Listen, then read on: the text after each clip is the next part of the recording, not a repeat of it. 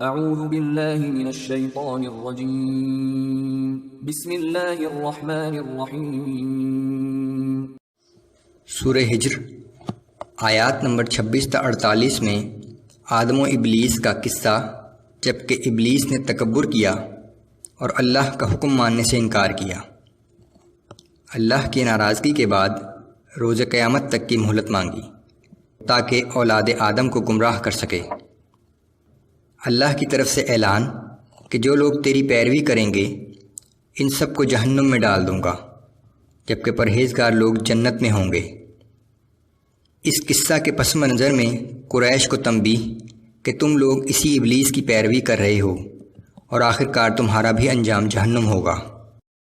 اعوذ باللہ من الشیطان الرجیم۔ وَلَقَدْ خَلَقْنَا الْإِنسَانَ مِنْ صَلْصَالٍ مِّنْ حَمَإٍ مَّسْنُونٍ۔ ہم نے انسان کو سڑی ہوئی مٹی کے کھنکھناتے ہوئے سوکھے گارے سے پیدا کیا۔ وَالْجَانَّ خَلَقْنَاهُ مِنْ قَبْلُ مِنْ نَارِ السَّمُومِ۔ اور اس سے پہلے ہم جنات کو آگ کی لپٹ سے پیدا کر چکے تھے۔ وَإِذْ قَالَ رَبُّكَ لِلْمَلَائِكَةِ إِنِّي خَالِقٌ بَشَرًا مِّن صَلْصَالٍ مِّنْ حَمَإٍ مَّسْنُونٍ۔ وہ وقت بھی قابل ذکر ہے جب آپ کے رب نے فرشتوں سے کہا کہ میں سڑی ہوئی مٹی کے گھنگھناتے ہوئے سوکھے گارے سے ایک بشر پیدا کرنے والا ہوں۔ فَإِذَا سَوَّيْتُهُ وَنَفَخْتُ فِيهِ مِنْ رُوحِي فَقَعُوا لَهُ سَاجِدِينَ۔ اور جب میں اس کی شکل و صورت کو مکمل اور درست کر کے اس میں اپنی روح پھونک دوں تو تم سب اس کے آگے سجدے میں گر پڑنا۔ فَسَجَدَ الْمَلَائِكَةُ كُلُّهُمْ أَجْمَعُونَ إِلَّا إِبْلِيسَ أَبَى أَن يَكُونَ مَعَ السَّاجِدِينَ۔ پس جتنے فرشتے تھے سب کے سب سجدے میں گر پڑے سوائے ابلیس کے، جس نے سجدہ کرنے والوں کا ساتھ دینے سے انکار کر دیا۔ قال يا إبليس ما لك ألا تكون مع الساجدين۔ اللہ نے فرمایا، اے ابلیس تجھے کیا ہوا کہ تو نے سجدہ کرنے والوں کا ساتھ نہ دیا؟ قال لم أكن لأسجد لبشر خلقته من صلصال من حمأ مسنون۔ ابلیس نے جواب دیا کہ مجھے یہ گوارا نہ ہوا کہ میں اس بشر کو سجدہ کروں جسے تو نے سڑی ہوئی مٹی کے کھنکھناتے ہوئے سوکھے گارے سے پیدا کیا ہے۔ قال فاخرج منها فإنك رجيم۔ اللہ نے فرمایا کہ تو یہاں سے نکل جا کیونکہ بے شک تو مردود ہے۔ وَإِنَّ عَلَيْكَ اللَّعْنَةَ إِلَى يَوْمِ الدِّينِ۔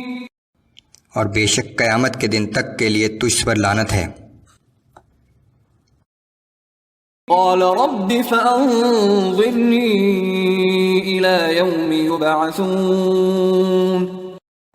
ابلیس نے کہا، اے میرے رب پھر تو مجھے اس دن تک کے لیے مہلت دے جس دن سب لوگ زندہ کر کے دوبارہ اٹھائے جائیں گے۔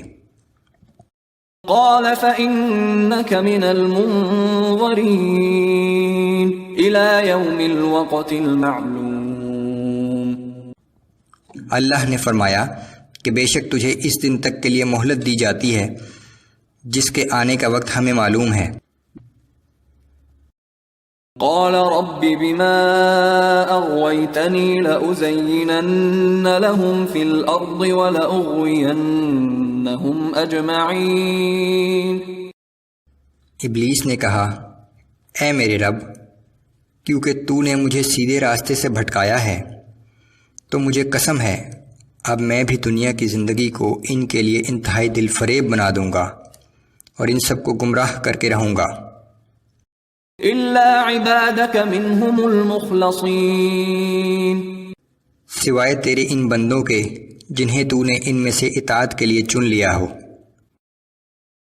قال هذا صراط علی مستقیم، اللہ نے فرمایا کہ مجھ تک پہنچنے کا یہی سیدھا راستہ ہے کہ میری اطاعت اختیار کی جائے۔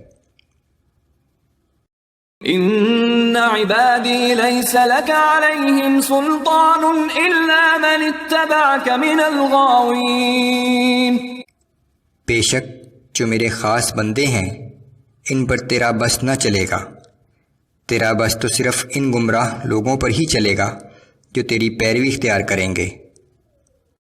وَإِنَّ جَهَنَّمَ لَمَوْعِدُهُمْ أَجْمَعِينَ، اور بے شک ایسے سب لوگوں کے لیے جہنم کا وعدہ ہے۔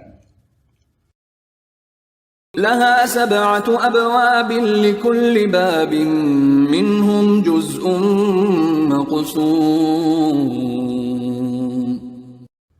اس جہنم کے 7 دروازے ہیں، ہر دروازے میں سے داخل ہونے کے لیے ان گمراہوں میں سے ایک گروہ مخصوص کر دیا گیا ہے۔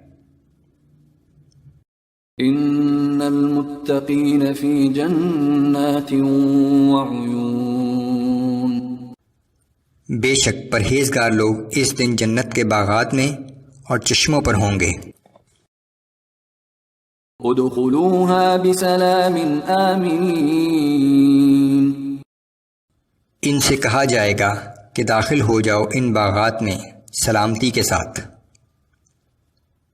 وَنَزَعْنَا مَا فِي صُدُورِهِم مِّنْ غِلٍّ إِخْوَانًا عَلَى سُرُرٍ مُتَقَابِلِينَ، ان کے دلوں میں جو کچھ باہمی رنجش اور کدورت ہوگی ہم اسے نکال دیں گے، وہ بھائیوں کی طرح آمنے سامنے مسندوں پر بیٹھے ہوں گے۔